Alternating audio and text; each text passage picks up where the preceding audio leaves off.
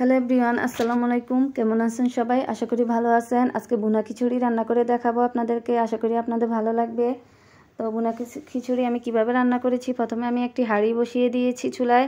তারপর এখানে দিয়ে দিয়েছি আমি পর্যাপ্ত পরিমাণে তেল। তারপর দিয়ে দিয়েছি পেঁয়াজ কুচি। এখন দিয়ে দিচ্ছি আমি গরম মশলা। এখন আমি গরম মশলাটা হালকা একটু ভেজে নিব। তো গরম মশলা আর পেঁয়াজ কুচি হালকা ভেজে নেওয়া শেষে তারপর আমি এখানে দিয়ে দিয়েছি আদা বাটা,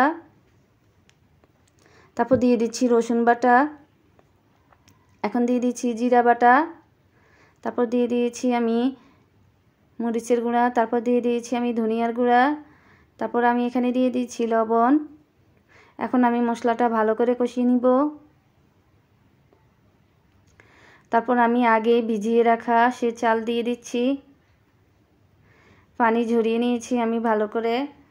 তারপর এখানে দিয়ে দিচ্ছি আমি আলু।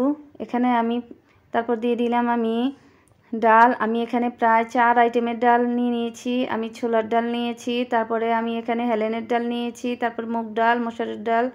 এই 4 আইটেমের ডাল দিয়ে আজকে আমি আমার এই খিচুড়িটা রান্না করব।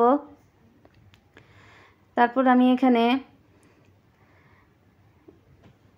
দিয়ে দিচ্ছি পানি। আমি চাল, ডাল আর আলু ভালো করে ভেজে নিয়েছি। আসলে আমার কাছে ভেজে নিলে কি হয়, স্বাদ দ্বিগুণ বেড়ে যায়। তো আপনারাও ভেজে নেবেন, একদম ঝরঝরে করে নেবেন।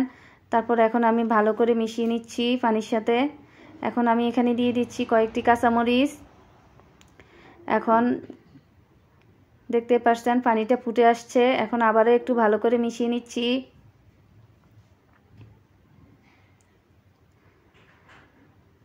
মিশিয়ে নেওয়া শেষে আমি আগেই গরুর মাংসটা ভালো করে কষিয়ে নিয়েছি, সেই গরুর মাংসটা দিয়ে দিলাম আমি। এখন আমি আবারও ভালো করে মিশিয়ে নিব। আসলে খিচুড়ি সাধারণত গরুর মাংস দিয়ে রান্না করলে বেশি মজা লাগে। আপনাদের কাছে কেমন লাগে আমি জানি না। আপনাদের কাছে কোন মাংসটা দিয়ে খিচুড়ি রান্না বেশি ভালো লাগে অবশ্যই কমেন্ট করে জানাবেন। তো আমি গরুর মাংসটা ভালো করে মিশিয়ে নিয়েছি। এখন আমি ঢাকনা দিয়ে ঢেকে রেখে দিয়ে দিলাম।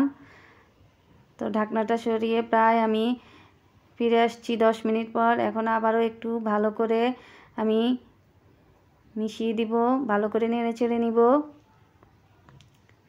নেড়ে চেড়ে দেওয়ার পর এখন আমি খিচুড়িটা ভালো করে একটু চেপে চেপে দিচ্ছি যেন আমার চালটা হয়ে আসে ভালো করে।